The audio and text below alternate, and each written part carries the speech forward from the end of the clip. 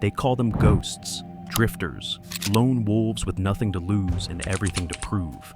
But that's where most people get it dead wrong. Tonight, I'm pulling back the curtain on one of the most misunderstood and dangerous positions in outlaw motorcycle culture, the nomad. 8 secrets that could save your life if you ever encounter one of these road warriors, and truths that even some club members don't fully understand. What you're about to hear challenges everything Hollywood has taught you about motorcycle nomads. These aren't romantic figures riding into the sunset with complete freedom. They're tactical weapons deployed by criminal organizations, chess pieces moved with deadly precision, and sometimes the most hated men in rooms full of their own brothers. The reality of nomad life is darker, more complex, and infinitely more dangerous than anyone wants to admit. The first thing you need to understand is that a nomad and a lone wolf are completely different creatures with completely different stakes and outcomes. This confusion has gotten people seriously hurt, because approaching a nomad with the casual attitude you might have towards someone who just enjoys riding alone can be a fatal mistake. A lone wolf is exactly what it sounds like, someone who enjoys riding by themselves, maybe prefers solitude on the road, likes the freedom of not being tied to group rides or club obligations. You can buy a lone wolf patch at any motorcycle shop, throw it on your vest, and ride around without anyone caring or even noticing. It's a lifestyle choice, a personal preference, nothing more complicated than that. But snap on a nomad bottom rocker, and you'll discover how dramatically different life becomes. That patch doesn't just represent a preference for solitude, it represents membership in a criminal organization, deployment status within that organization, and a level of danger that most civilians can't even comprehend. A nomad patch means no mailing address, no membership in a state chapter, answering only to a nomad president in the mother chapter, and carrying the weight of an entire criminal nation on your back wherever you go. The technical definition of nomad means you're not tied to any geographical territory. Your chapter is the nomad chapter. You answer to nomad leadership and ultimately to the mother chapter or national leadership, depending on how your particular organization structures its hierarchy. But the practical reality is much more complex and dangerous than that simple organizational chart suggests. Every club handles nomads differently, but the common thread is that earning a nomad patch isn't something that happens because you like riding alone. It happens because you've done serious work for the organization, proven yourself in ways that most members never have to, and demonstrated the kind of loyalty and capability that makes you valuable as a deployable asset. You don't request to become a nomad, you get selected, assigned, or sometimes exiled into that position. The second secret that shatters the Hollywood myth is that nomads don't just drift aimlessly from place to place like some romantic biker Jack Sparrow. They get deployed with specific purposes, specific missions, and specific objectives that serve the larger organization's strategic interests. When you see a nomad in your state, he's there for a reason that probably isn't good news for someone. Maybe he's checking up on a charter that's having problems, investigating reports of members who aren't following organization rules, or preparing to put hands on brothers who've stepped out of line. Maybe he's scouting territory for opening a new chapter, which automatically makes him an enemy to rival clubs who don't want competition in their area. Nomads function as chess pieces for their organizations. Sometimes they're knights, moving in unexpected patterns to accomplish objectives that regular chapters can't handle. Sometimes they're rooks, holding down straight lines of business or territory. But they're always placed with strategic purpose, never randomly wandering. Consider the logistics of criminal organization expansion. If a club wants to establish presence in a new state, they don't immediately open a full chapter with 20 members and a clubhouse. That's too visible, too risky, too much investment before they know if the territory can be successfully claimed. Instead, they send a nomad, one man carrying the entire nation's reputation on his back, serving as scout, ambassador, and advance force all in one package. That nomad becomes the organization's representative in hostile territory. He establishes relationships, tests resistance from rival clubs, gauges law enforcement attention, and determines whether the area can support a full chapter. His success or failure determines whether the organization expands into that territory or abandons the effort. The pressure on nomads is enormous because their individual performance directly impacts organizational strategy and reputation. Sometimes nomads get deployed because of heat problems, politics getting too heavy in one area, law enforcement pressure becoming too intense, or rival club drama reaching dangerous levels. The smartest strategic move might be removing members from a state where they have claims and responsibilities, deploying them as nomads until the situation cools down or gets resolved through other means. The third secret reveals the harsh reality behind nomad independence. Nomads have no safety net. This is simultaneously what makes the position so appealing and so dangerous. If you're in a regular chapter and someone disrespects you at a bar, you can make one phone call and have 20 patched members show up before you finish your beer. That's security, backup, the knowledge that your brothers will always have your back when things go sideways. Nomads don't get that luxury. They walk into rooms alone and know they're leaving the same way unless they handle whatever business needs handling by themselves. The patch on their back carries weight and commands respect, but it doesn't come with instant backup or automatic support when violence erupts. This creates a unique psychological pressure. A nomad's patch functions like a passport, granting him access to club events and recognition from other organizations. But it's not a shield that protects him from consequences. Rolling into a strange city wearing nomad colors doesn't mean people will automatically bow down or show deference. Clubs watch nomads carefully. Law enforcement targets them specifically. Rival organizations see them as high-value targets precisely because they're operating without immediate backup. The independence is powerful, but costly. Nomads are free to ride anywhere, live how they want, and operate without the constant politics and obligations of chapter membership. But when situations escalate into violence, they need to be capable of handling everything themselves. There's no calling for backup, no relying on brothers to even the odds. They are the army, and if they fold under pressure, their entire organization looks soft and vulnerable. The nuance comes in understanding how nomad support systems actually work. If a nomad is operating in a city where his organization has a large chapter presence, he can potentially tap into local support if things go badly wrong. But the key difference is that chapter brothers are tied to their local leadership and territory, while nomads answer to national authority. This creates complex political dynamics, where nomads might have access to backup, but can't automatically count on it, depending on local politics and relationships. The fourth secret challenges assumptions about nomad status within their own organizations. Nomads can be among the most hated men in rooms full of their own brothers. This contradiction surprises people who assume that nomad status represents the ultimate respect and freedom within outlaw culture. The resentment stems from several sources. First, nomads have fewer restrictions and obligations than chapter members. State chapters deal with weekly meetings, dues collection, clubhouse maintenance, local politics, and all the administrative work of maintaining a criminal organization. Nomads are free from most of these obligations while still wearing the same patches and receiving the same basic respect. Chapter members see nomads show up without having participated in the daily grind of keeping the organization running, and resentment builds over time.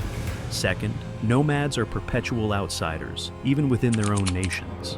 Chapters spend years building tight bonds through shared experiences, weekly meetings, group rides, celebrations, funerals, fights, and all the experiences that create genuine brotherhood. When nomads appear at these events, they're respected because of their patch status, but they haven't participated in the experiences that create real trust and emotional connection. This creates a dynamic where nomads receive respect based on their official status, but don't necessarily receive the warmth and genuine acceptance that comes from shared sacrifice and daily interaction. Some chapter members will always see nomads as strangers or distant cousins rather than true brothers, regardless of their official standing within the organization. The fifth secret addresses what nomads sacrifice for their independence. Nomads don't experience the same day-to-day brotherhood that defines chapter life. The freedom and respect that come with nomad status have hidden costs that aren't immediately obvious to outsiders or even to nomads themselves until they've been living that lifestyle for extended periods. Chapter life revolves around routine contact and shared experiences. Weekly meetings, regular hangouts at clubhouses, group rides, celebrations, emergencies, everything that builds genuine bonds between men who become brothers through shared experience. Chapter members see each other constantly, develop inside jokes and shared references, support each other through personal crises, and build the kind of relationships that transcend organizational structure. Nomads miss most of this relationship-building activity. They ride solo for weeks or months without seeing brothers, miss the spontaneous gatherings and last-minute adventures that create lasting memories, and don't participate in the small daily interactions that build trust and affection over time. Their world is quieter, lonelier, and more isolated than most people realize. When nomads do show up at events, they're respected heavily because of their patch and status. But respect and brotherhood represent different types of relationships. Respect gets given because of position and reputation. Brotherhood gets built through time, shared sweat, shared blood, and mutual support during difficult times. Missing those daily interactions means missing the foundation that creates genuine emotional bonds. The analogy of professional sports illustrates this dynamic perfectly. Nomads are like players who have the jersey and official status, but never practice with the team. When game time comes, they're suiting up next to teammates who have been training together daily, building chemistry and trust through constant interaction. That difference in preparation and relationship building shows up when high-pressure situations require immediate coordination and trust. The sixth secret reveals that nomad status isn't always chosen freely. Not every nomad chooses the patch. Sometimes the patch chooses them. The popular mythology suggests that men become nomads by waking up one morning, deciding they're tired of chapter politics, and voluntarily choosing the freedom of the road. The reality is often much different and much darker. Some brothers get assigned nomad status because they're too hot in their home states. Maybe they caused problems with rival clubs that made their presence dangerous for local chapters. Maybe law enforcement pressure made their continued residence a liability for local operations. Maybe they couldn't get along with local leadership, or created too much internal drama to remain in regular chapter structure. The mother chapter still wants these members in the organization. They might be valuable, skilled, or too dangerous to simply expel, but they can't leave them in situations where they're creating problems for local operations. The solution is cutting them loose to nomad territory, where they become someone else's problem while remaining technically within organizational structure. Other times, nomad assignment represents political maneuvering rather than punishment. Some members might be too independent, too wild, or too much of a strong personality to function under local presidential authority. Instead of creating ongoing conflicts or losing valuable members entirely, organizations make them nomads where their independence becomes an asset rather than a liability. But this isn't always a promotion or reward. Sometimes nomad status represents exile disguised as honor, a way of removing problematic members from local situations, while maintaining the fiction that they're being given greater freedom and responsibility. Understanding the difference between chosen nomad status and assigned nomad status helps explain why some nomads seem less enthusiastic about their positions than others. The seventh secret concerns the temporary nature of nomad status. Nomads can be pulled back into chapter structure whenever organizational needs change. Many people assume that nomad status represents permanent freedom, a one-way ticket to independence that lasts until retirement or death. The reality is much more fluid and subject to organizational control. Nomad status often functions as a waiting room rather than a permanent assignment. Nations can recall nomads into chapter structure anytime political situations shift, expansion plans change, or organizational needs require additional manpower in specific geographical areas. The patch on a nomad's back can get swapped out for a state bottom rocker the minute national leadership decides that serves organizational interests better. Imagine living for years as a nomad, riding wherever you want, answering only to national authority, enjoying the freedom from local chapter politics and obligations, then receiving the phone call informing you that you're being assigned to a new chapter in a specific city, and your solo run is over. Just like that, you're back to weekly meetings, local politics, and all the obligations you thought you'd left behind. Sometimes this recall isn't about expansion or growth, it's about control. If national leadership feels that a nomad is drifting too far from organizational discipline, putting him back in chapter structure provides a way to keep tighter control over his activities and ensure he remains aligned with organizational objectives. The eighth and final secret addresses what nomads represent in purest form. When you strip away all the politics, territory disputes, and organizational complexity, nomads represent the purest form of what outlaw patches mean. No clubhouse to hide in, no local chapter to lean on, no city or state stitched onto their rocker, just the nation's name bold across their back and the word nomad riding underneath it. This purity makes nomads simultaneously feared and envied within outlaw culture. Feared because they walk into rooms with nothing but their individual reputation and the nation's backing. Envied because they don't carry the weight of local chapter politics, territorial disputes, or daily administrative obligations. They represent their organizations in the most distilled, essential form. But this purity cuts both ways, creating both power and vulnerability. When you're the purest representation of your organization, there's nowhere to hide from the consequences of your actions. Every move reflects directly on the national reputation. Every handshake, every fight, every mile ridden becomes a statement about what your organization stands for and how it operates. There's no buffer between nomad actions and organizational consequences. Regular chapter members can sometimes claim their actions were personal rather than organizational, or blame local chapter politics for poor decisions. Nomads don't have that protection. They are the organization walking, breathing, and making decisions in public view. This creates enormous pressure to maintain perfect discipline and represent the organization flawlessly at all times. One nomad's poor decision or moment of weakness can damage national reputation and create problems for chapters across the country. The weight of that responsibility explains why nomad positions require such careful selection, and why not everyone who wants nomad status receives it. Understanding nomad culture requires recognizing the complexity behind what appears to be simple independence. These aren't romantic figures riding free from all obligations and constraints. They're tactical assets deployed by criminal organizations, carrying enormous responsibilities and operating under pressures that most people can't imagine. The research into nomad culture reveals patterns that extend across different outlaw organizations and geographical regions. Law enforcement intelligence reports consistently identify nomads as advanced forces for territorial expansion, troubleshooters for internal organizational problems, and high-value targets for rival organizations precisely because of their isolation and strategic importance.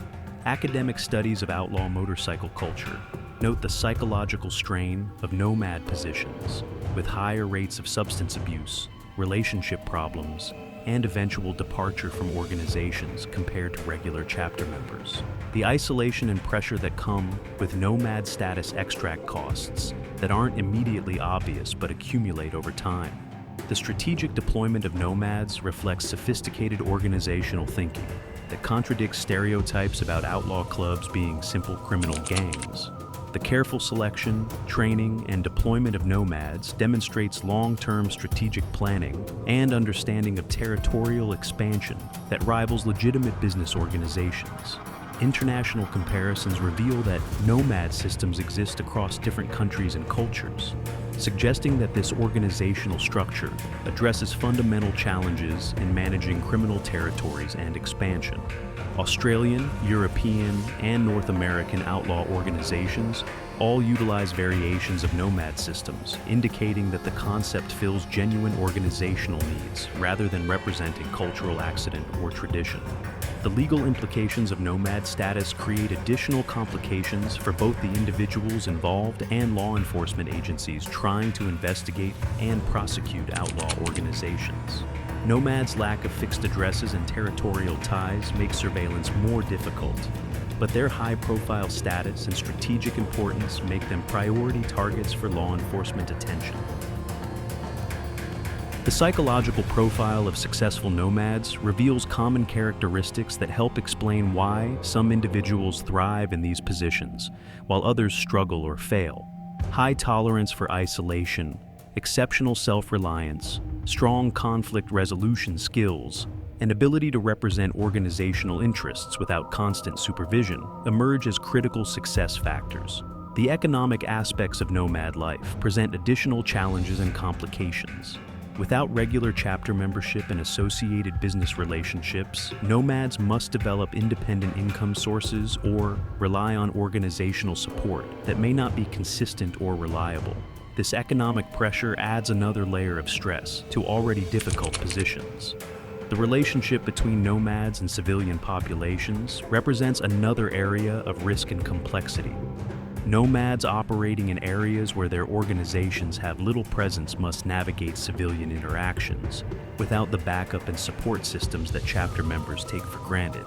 This isolation increases the likelihood of conflicts and complications that could have serious consequences. The training and preparation required for nomad positions varies significantly between organizations, but generally involves extensive testing of loyalty, capability, and judgment under pressure. Organizations can't afford to deploy nomads who will create problems, embarrass the organization, or fail in their assigned missions. The retirement or transition out of nomad status presents unique challenges for individuals who have spent years operating independently. Reintegrating into chapter structure or civilian life after extended periods of isolation and high-pressure independence requires psychological adjustment that many find difficult. Understanding the full reality of nomad life requires looking beyond the surface appeals of freedom and independence to recognize the costs, pressures, and dangers that define these positions. The romantic mythology obscures a complex reality that combines elements of strategic military deployment, corporate troubleshooting, and individual survival in hostile environments.